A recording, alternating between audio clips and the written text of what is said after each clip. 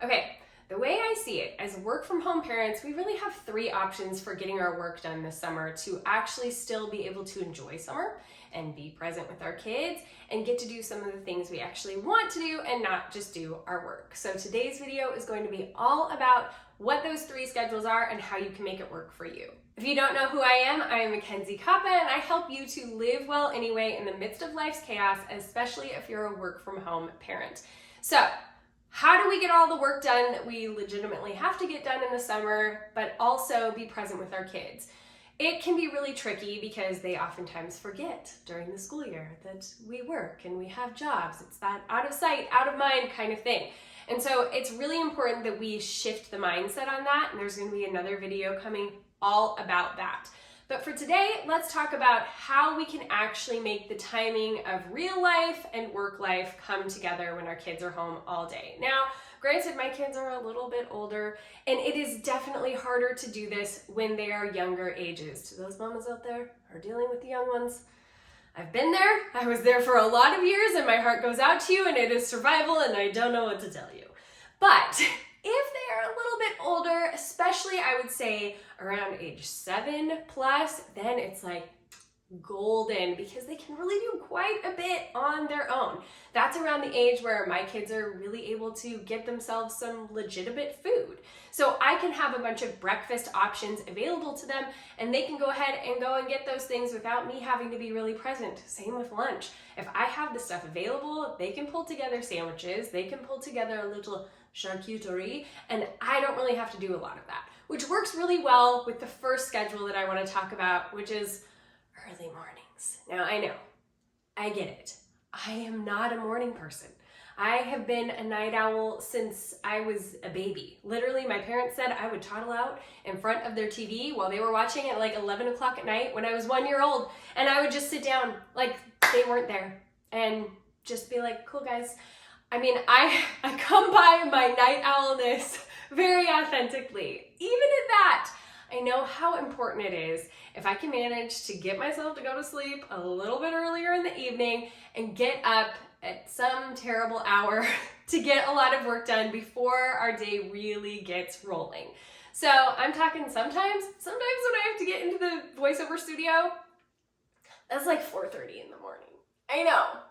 I know, but I need quiet. And hello, when they're home in the summer, it's very hard to come by a lot of quiet when there are a bunch of people in my house and neighbor kids out in the neighborhood. Like, I have to take advantage of the hours that I can. So I get up really early and get straight into the studio if at all possible. But even if it's not going to work for you until 5 or 6 or whatever it is, if you can convince yourself to get up pretty early in the morning and try to have really focused work sessions where you are knocking out as much work as you possibly can.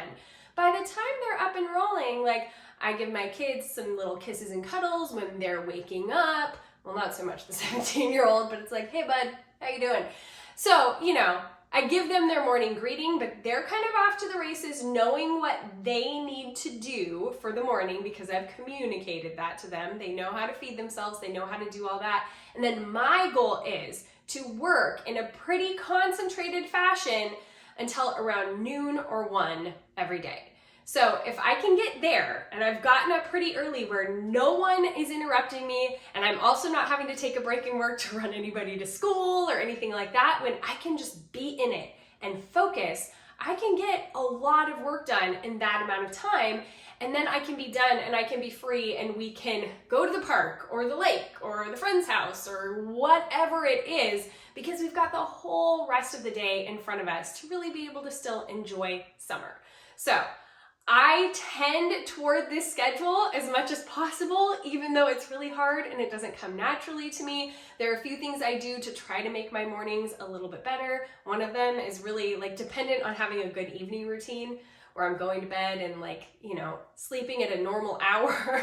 But I also think it helps in the summer to be able to do this because it's lighter earlier in the morning. I live in the Pacific Northwest, so we have light pretty early in the morning, which helps me to wake up a little bit. Even if I spend 5 or 10 minutes just going out on our back deck, having my coffee, getting myself woken up before I jump into work, it's really worth it. And I'm always so glad when I have days that are successful like this and I've put in the effort to get that stuff done before they're really up and rolling, and they then get to do things with me and they don't get frustrated and I don't get frustrated because we get to still enjoy summer. The next option I call the split shift. So this is maybe you're going to incorporate some morning hours and then some evening hours, or maybe you're going to have like a midday while people are resting, especially if you have younger kids, and then trying to get some work done in the evening when maybe you have someone else home to help you, or maybe there's a grandparent who can step in. This method, I think, really relies on you having some sort of outside help, somebody else who can step in and be there and be present with the kids. Otherwise, a split shift is going to be really hard to make work, unless you're doing early in the morning and then after the kids go to bed, but then when are you sleeping? And that's not a good situation for anyone.